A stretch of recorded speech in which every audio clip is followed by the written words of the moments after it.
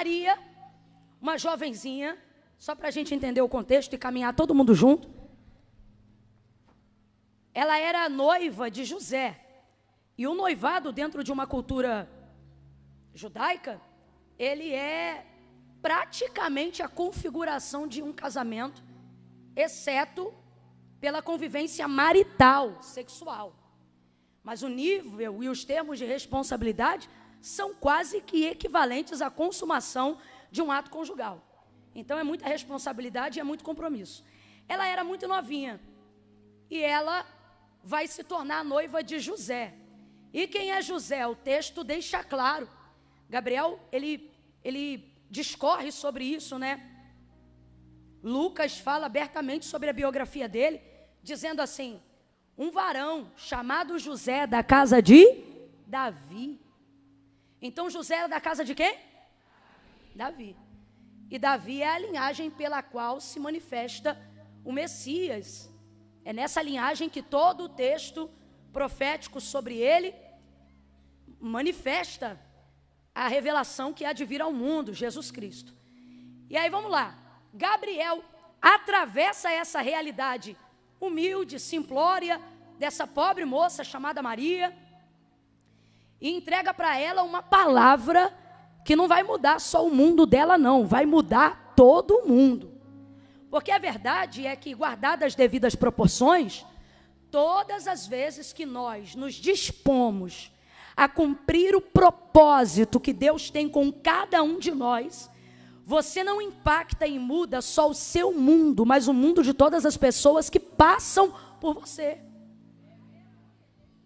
E de igual forma, porém, em escala eterna, vai acontecer isso através da vida de Maria, porque ela vai gerar o Salvador do mundo.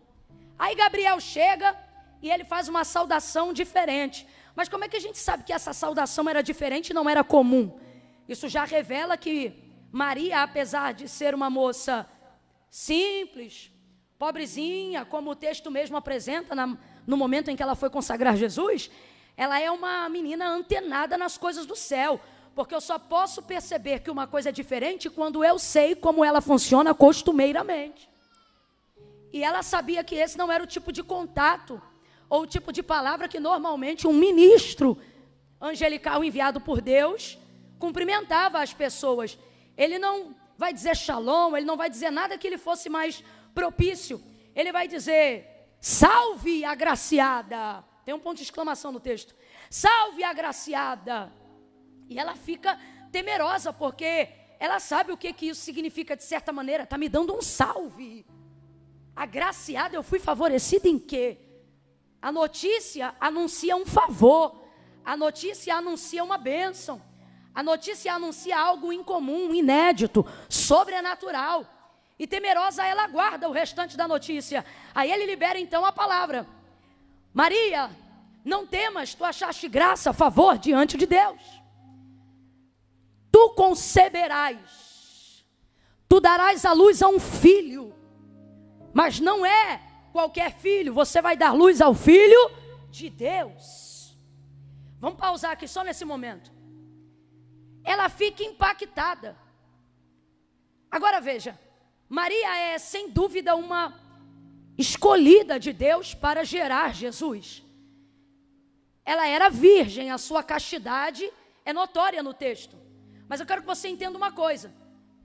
Por mais que Maria seja uma moça muito virtuosa, uma menina de virtudes excelentes, nós precisamos admitir uma realidade do texto. Não são suas qualidades que foram os fatores determinantes para que ela fosse escolhida por Deus. E isso aqui abre um leque para nós compreendermos que não é o nosso nível de habilidades, não é a nossa quantidade de virtudes, não é o tão competente e maravilhosa nós temos que ser para que encontremos favor, ou para que Deus nos escolha para algo inédito, sobrenatural, maravilhoso e com poder para impactar o mundo. E por que nós afirmamos que não são as qualidades de Maria, por melhores que elas sejam, que foram o fator determinante para que ela fosse a escolhida para gerar o Filho de Deus? Ora, primeiro, Não podemos ser egoístas e egocentristas. Raciocine comigo. Dentro daquela cultura e naquela época, Maria era a única menina virgem. Era, gente. Era a única menina temente a Deus. Claro que não, haviam outras iguais. Quem sabe até com maiores habilidades, maior recurso intelectual. Mas nenhuma delas também foi escolhida. Por quê? Porque não é sobre habilidades, não é sobre mérito, não é sobre qualidade, não é sobre virtudes, vai me ouvindo, não é sobre seu nível de capacidade ou desenvoltura. Então de cara nessa tarde, já começa a jogar por terra todo bloqueio e justificativa que você usa para si mesma, para dizer que você não é boa o suficiente, para dizer que você não pode atingir propósitos excelentes e extraordinários da parte de Deus, porque você não fala todos os idiomas que queria falar, porque você não é tão habilidosa quanto você gostaria de ser, ou porque você não é crente desde que nasceu, ou isso ou aquilo. Porque nesta tarde, o que nós vemos Deus falando conosco, através da maneira como escolheu Maria, logo de cara, é que não são qualidades ou virtudes, por mais importantes que elas sejam, elas jamais superariam o critério principal, que é qual? Ele diz, salve a agraciada. Ele continua e diz, não temas, achaste graça diante de Deus. O que é isso? Favor. O que é graça? Graça é favor não merecido. Então não é sobre o quanto eu mereço, é sobre o quanto Ele tem. Não é sobre o quanto eu posso, é sobre o quanto Ele pode. Não é sobre o quanto eu me sinto competente, é sobre o quanto Ele tem competência para garantir que sou eu independente da quantidade de habilidades e etc. que eu possa vir a ter. Ele diz, agraciada. Eu vou contar de 1 a 3, você vai gritar para quem está do teu lado e vai dizer assim para ela, é favor. Não contei até 3 ainda. Vou contar de 1 a 3.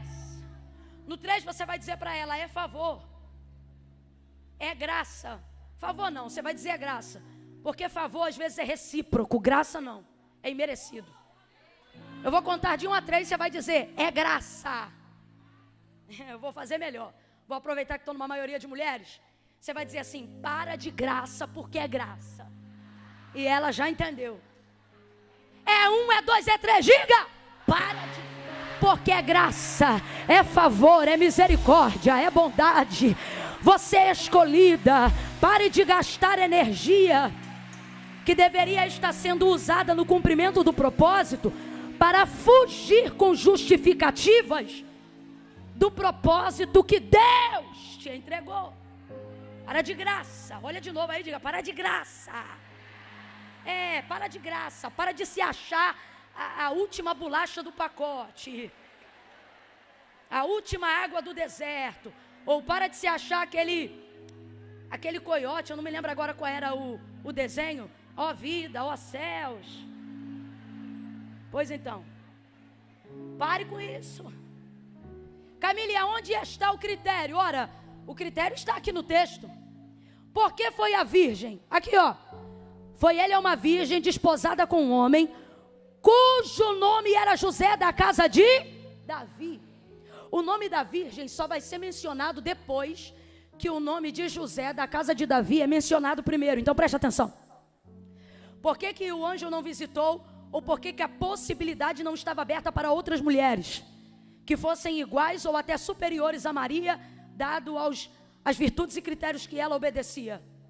Por um motivo muito lógico. Podem ter mulheres até melhor do que ela, mas só tem uma que está ligada à casa de Davi. A profecia, ou seja, a palavra que ministrava e que declarava que o cumprimento do Messias viria, estava totalmente ligada à casa de Davi. Totalmente ligada à casa de Davi, a linhagem de Judá. Agora responda para mim, quem é da casa de Davi, Maria ou José? Bora, quem é da casa de Davi, Maria ou José? Mas o anjo visitou quem primeiro? Duas coisas nós vamos aprender agora. Já estamos na terceira. Ele não vai a ela por causa dela. Ele vai a ela por causa dele. Abre a mente.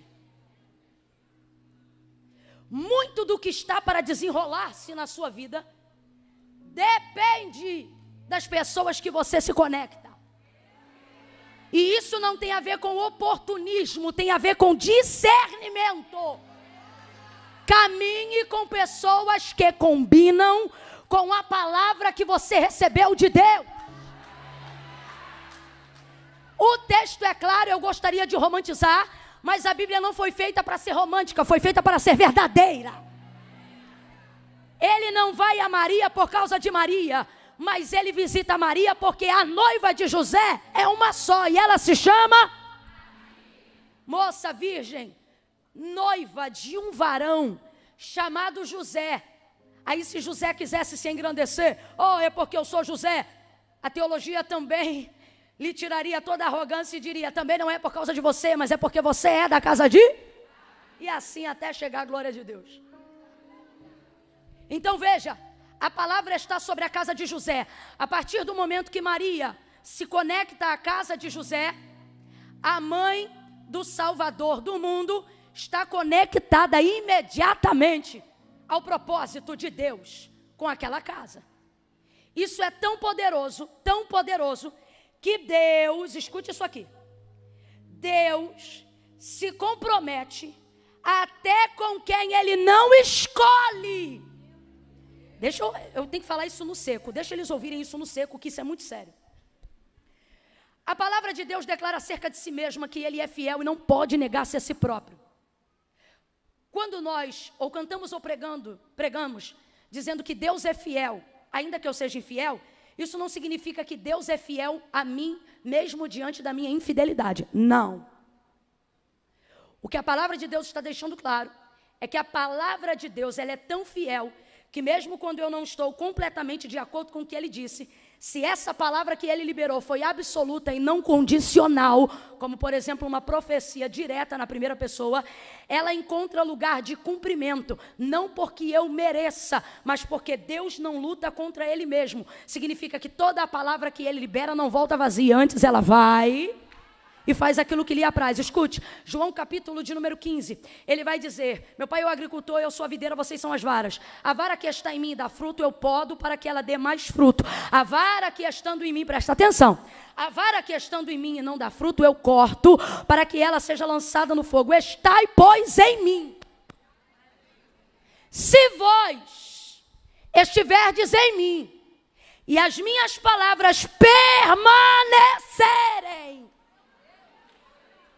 Ele diz em mim, às vezes vocês só estão. Mas o cumprimento de uma palavra não se dá por estado, se dá por Olha para mim. Por que ambas as varas, a que frutifica e a que não frutifica, está na mesma videira, mas só uma parte frutifica e a outra não? Explica para mim como é que pode isso. Aqui, bota essa cabeça para funcionar. O agricultor é Deus. A videira é Jesus Cristo. As varas somos nós. O texto é claro, todas as varas estão enxertadas na videira. A videira é quem? Todas elas estão sendo alimentadas da mesma forma. Mergulhando no entendimento aqui, todas elas estão enterradas na mesma terra, todas elas estão tendo a oportunidade igualitária de receber os mesmos nutrientes.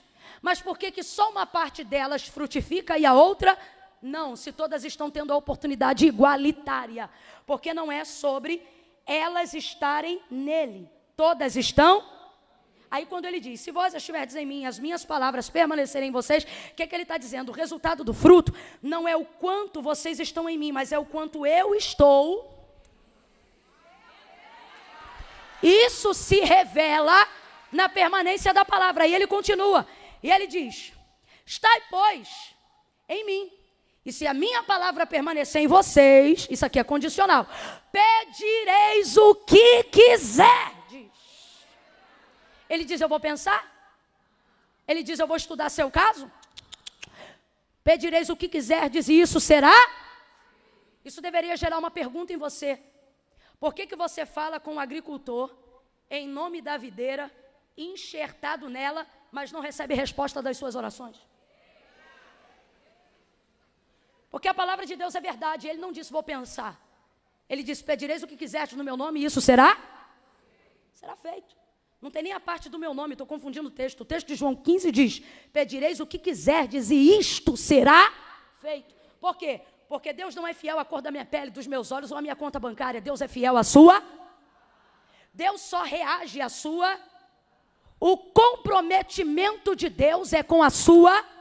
Eu vou falar bem rasgado, o compromisso de Deus não é com a minha adoração. O compromisso de Deus não é com a minha devoção, isso é privilégio meu. O compromisso de Deus é com a manifestação da sua palavra. O compromisso de Deus é com a sua palavra. Por isso, todo o evangelho se baseia no entendimento de que a nossa vida manifeste a palavra, porque ela é a expressão viva da vontade de Deus. João capítulo de número 1. João não começa falando sobre o nome do pai de Maria. João não começa falando sobre o nome da mãe de Maria. Ele já começa dizendo, no princípio era o verbo. O verbo estava com Deus e o verbo era Deus. Olha para mim, igreja. João está falando de quem ali no capítulo 1? De quem? Bora, abre a boca. De quem? Jesus. De Jesus. Ele está dizendo que Jesus é o verbo.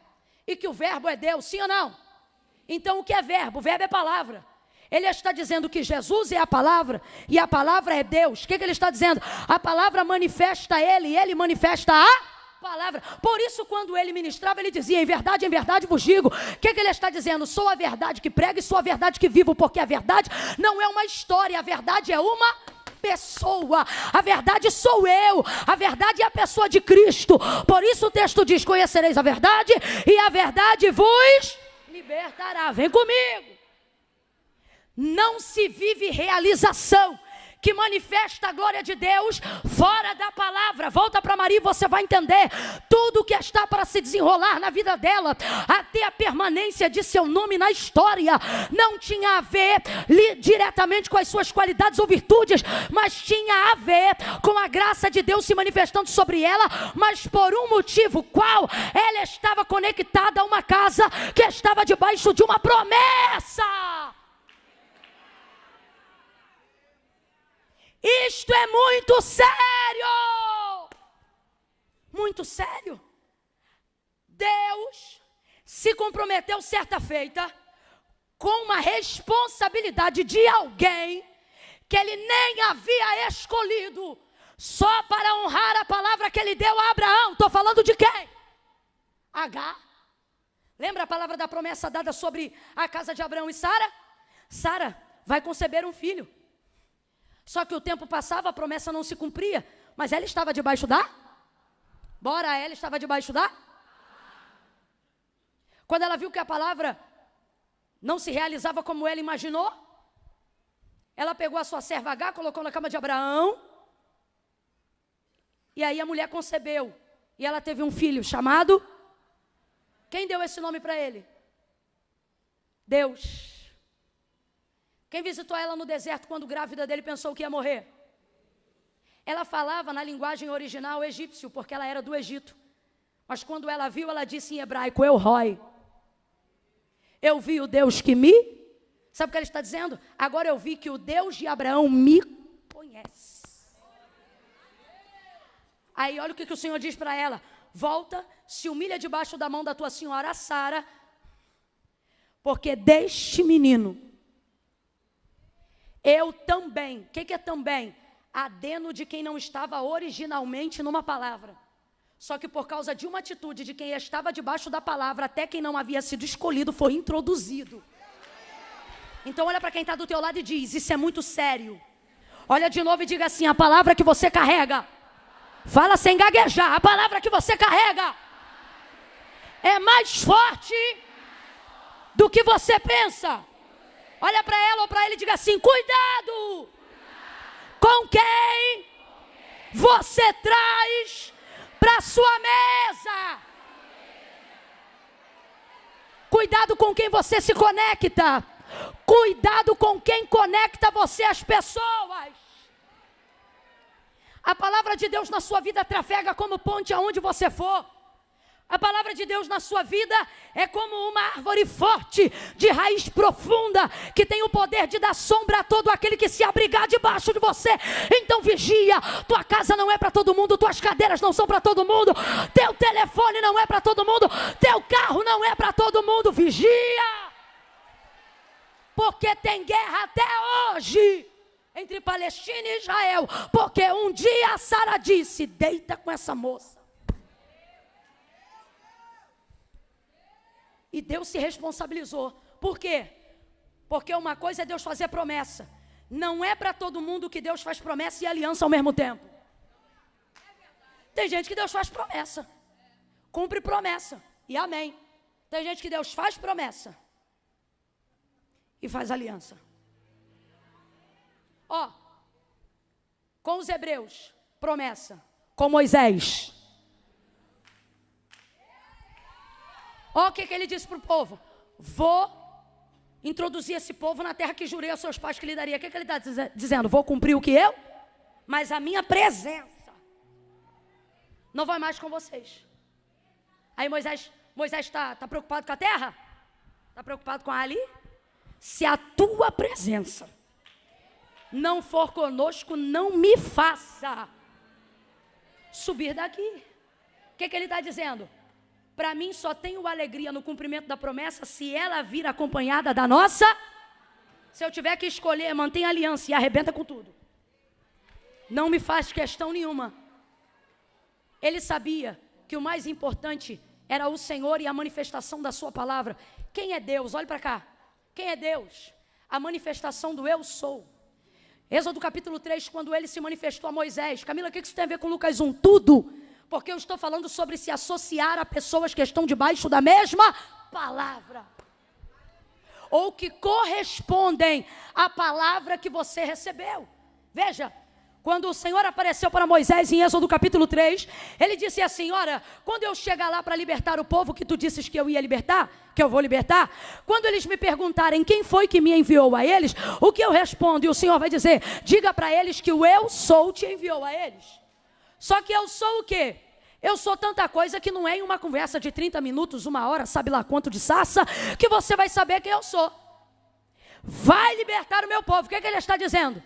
No caminho você vai saber quem eu.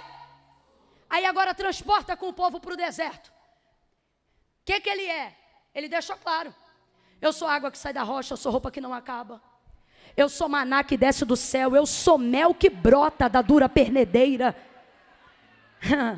Eu sou coluna de fogo durante a noite, eu sou nuvem de glória ao redor do arraial durante o dia. Eu sou o que você precisar que eu seja, desde que você esteja debaixo da palavra que eu liberei. Deus não é eu tenho, Deus é eu sou. Deus não é eu posso, Deus é eu sou. Eu, se ele for, posso até dizer posso. Eu, se ele for em mim, posso até dizer tenho. Mas ele não precisa dizer tenho. Ele não precisa dizer posso. Ele é o eu sou. Eu vou ser, ou você vai ver quem eu sou. O que você precisar que eu seja, desde que você esteja debaixo da palavra que eu liberei. Moisés então compreende quem é Deus.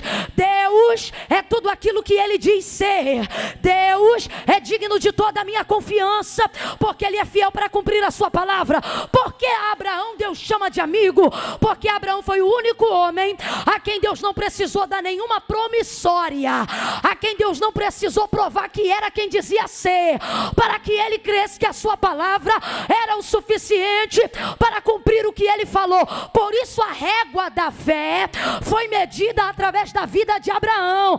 Na galeria dos heróis da fé, a régua da fé é medida em Abraão, porque a partir dele Deus determina que o homem não precisa vê-lo para saber quem ele é, basta o homem ouvir. Por isso o apóstolo Paulo vai dizer: para gerar fé não é necessário muita coisa não, a fé vem pelo ouvir, e o ouvir da palavra de Deus. Jurou Deus a Abraão dizendo: vou fazer, e tu saberás que eu sou, e não havendo ninguém que pudesse jurar, ou seja, nada que houvesse provar, que tivesse como provar que o que Deus estava falando ele era capaz de fazer, jurou por si mesmo, e Abraão creu. O que é isso? Abraão ouviu a voz de Deus e entendeu isso aqui, ó.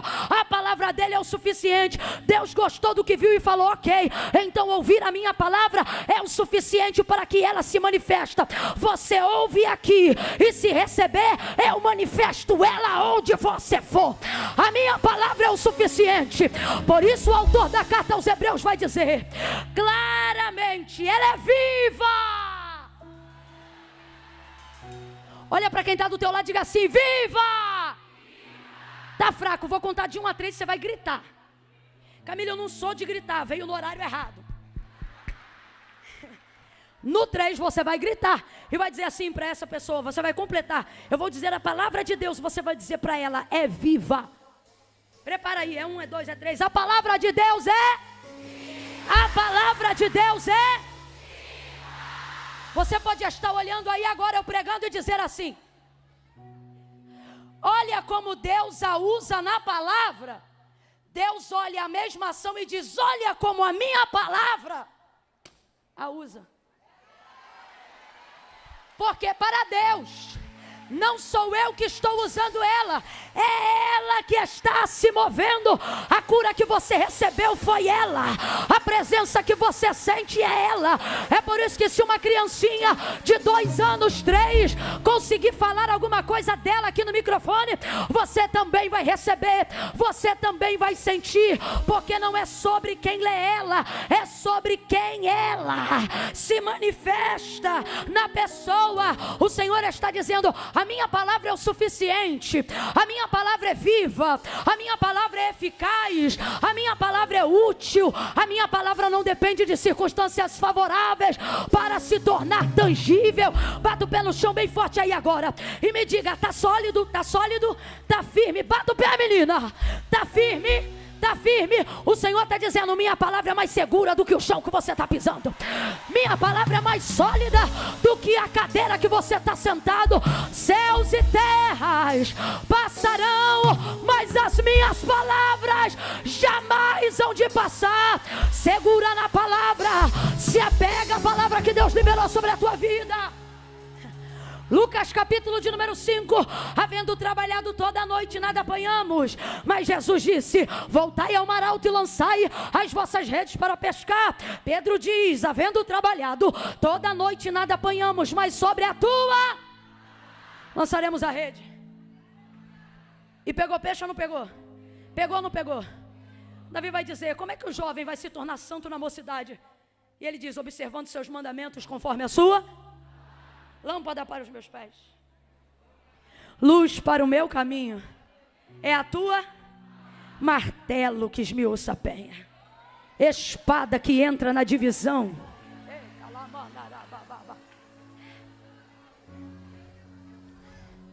Não é você que comanda ela, é ela que comanda você.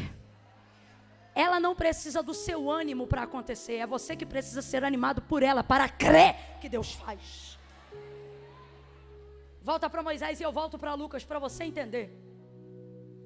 Um dia Deus decide, aparentemente, para provar a fé de Moisés: vou destruir esse povo de dura cerviz, ele é rebelde. E na travessia do deserto ele diz: vou consumir todos. E chama Moisés para falar dessa conversa. Aí ele diz assim: Moisés, escuta isso aqui. Moisés, tira o teu povo de diante dos meus olhos, porque esse povo é rebelde e de dura cerviz. Tira esse povo de diante dos meus olhos, porque no furor da minha ira, de uma vez só, eu os consumirei. Olha como é que Moisés responde: meu povo não. Quando Deus apareceu para Moisés em Êxodo capítulo 3, alguém lembra o que ele disse a Moisés? Vai libertar. Alguém lembra? Qual foi o pronome? Alguém lembra? Vai libertar o quê? Aí agora Deus chega para Moisés e diz assim: tira de diante dos meus olhos o... Olha como Moisés, abre aspas, convence, fecha aspas, Deus. Ele tinha amor pelo povo? Tinha. Porque antes de Deus escolhê-lo, ele era tão brabo que matava gente. Mas depois que foi separado, se tornou o homem mais manso da terra nos seus dias. Ele amava o povo, sim ou não? Sim ou não? Tanto é que ele não pede a presença de Deus para ir com ele. Ele disse: se a tua presença não for, um líder de verdade usa toda a intimidade que tem com Deus, não para si, mas para o seu povo. Aí, ele poderia ter usado sentimentalismo. Ele poderia ter usado compaixão. sentimentos nobres como apelação de misericórdia. Mas ele sabe que Deus não reage prioritariamente a emoções, mas reage imediatamente, João 15, pela sua. Tira o teu povo de diante dos meus olhos, porque no furor da minha ira eu os consumirei. Aí Moisés, meu povo não, teu povo. Porque quando tu, olha isso, me chamaste naquela sarça, tu não disseste, vá libertar o meu povo. Não, não era meu. Tu disseste, vai libertar o meu. O que ele está dizendo? O Senhor pode fazer o que quiser, só não esquece que esse povo não é meu, esse povo é... Porque tu disseste, e é isso aqui que eu acho lindo no versículo. Porque tu disseste, então veja, ele está colocando diante de Deus o que ele sente. Ele está colocando diante de Deus o que ele gostaria que Deus fizesse. Ele está colocando diante de Deus apenas uma coisa. O quê? De quem? Como que ele conseguiu fazer isso? Não se esquecendo do que Deus lhe disse quando lhe chamou. Por que tem coisa que você pede e não recebe? Porque você não traz à sua memória a esperança do que ele te disse quando te chamou.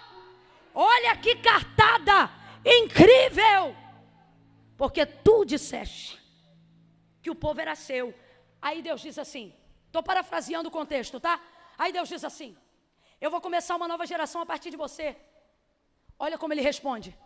E como vai ficar o que tu disseste a Abraão, teu servo?